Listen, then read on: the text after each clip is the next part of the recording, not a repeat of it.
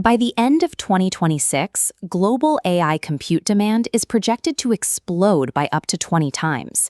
This surge is physically breaking our current infrastructure, with data centers devouring the electrical and water output of entire countries just to keep their hardware from melting down.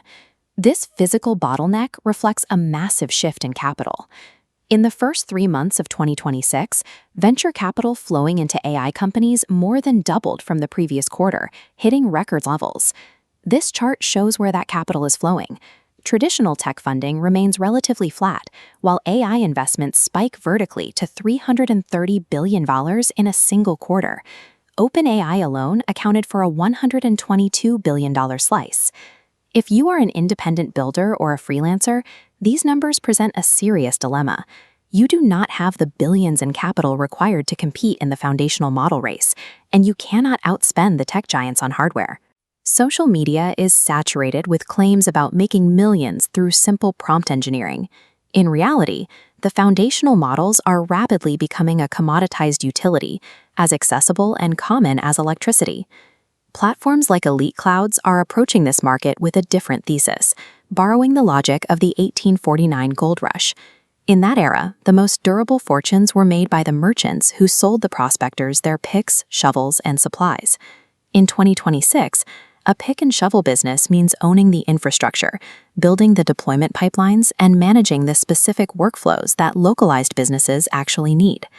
Capturing wealth in this market requires ignoring the race to build the next foundational model.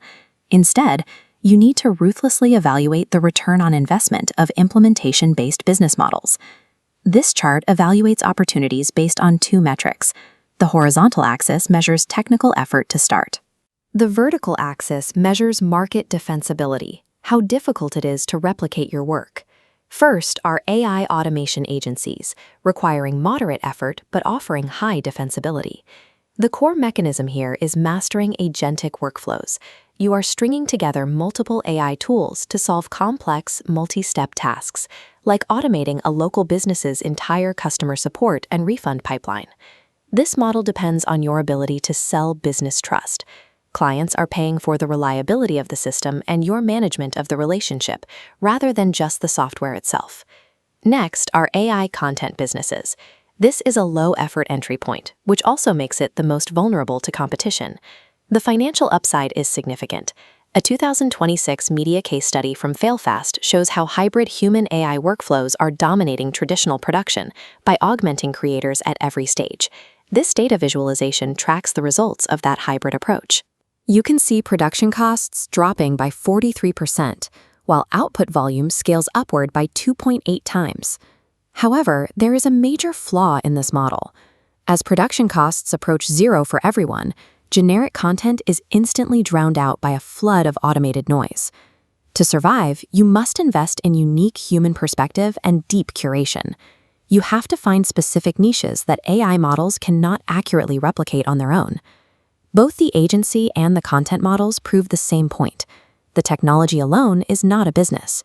True value comes from wrapping AI around a specific human friction point. Moving further up the technical curve, we have AI micro SaaS. This offers high financial potential, but its market differentiability is under constant pressure. The strategy here is to build niche software wrappers around powerful language model APIs, aiming for scalable, passive recurring revenue. KPMG's 2026 report highlights a major risk for this sector. Traditional software-as-a-service models are facing intense pressure because AI has drastically lowered the barriers to replication. If a product is easy to build, it's easy to replace. Long-term success in micro SaaS now requires proprietary data. You must access hyperlocal or highly regulated information that large models cannot legally or easily acquire. Finally, we reach the AI consultant. This is the most demanding path in the current economy, but it offers the highest defensibility. PwC describes this as the Agentic AI advisor role. It is a service model where professionals deploy autonomous AI team members to execute specialized tasks, allowing expertise to scale without adding more employees. The compensation reflects this demand. 2026 data from DataQuest shows that mid to senior AI engineers are commanding market rates between $130,000 and $250,000. That earning potential requires a significant investment. It takes a grueling 8 to 12 months of active building just to master production pipelines like retrieval augmented generation. Mastering these systems makes you universally valuable. Regardless of which tech giant wins the foundational AI race, their models will always require engineers to connect them to real-world business data. Long-term business defensibility correlates with the difficulty of the technical learning curve. Easy money is temporary, but hard skills are permanent. The most common trap for beginners is attempting to build a business exclusively around selling basic prompt lists or mastering a single chat interface. The risk of obsolescence here is total. The next major architectural update to any foundational model can instantly wipe out businesses with zero technical barriers. We are seeing a shift where raw compute power is directly replacing low-level cognitive tasks. This chart from a recent study by Ali Merali shows the relationship between model size and productivity. For every 10x increase in a model's training compute, the human using it sees a 16.1% increase in earnings per minute. This correlation suggests that as models become more powerful, they take on a larger share of the task-level workload.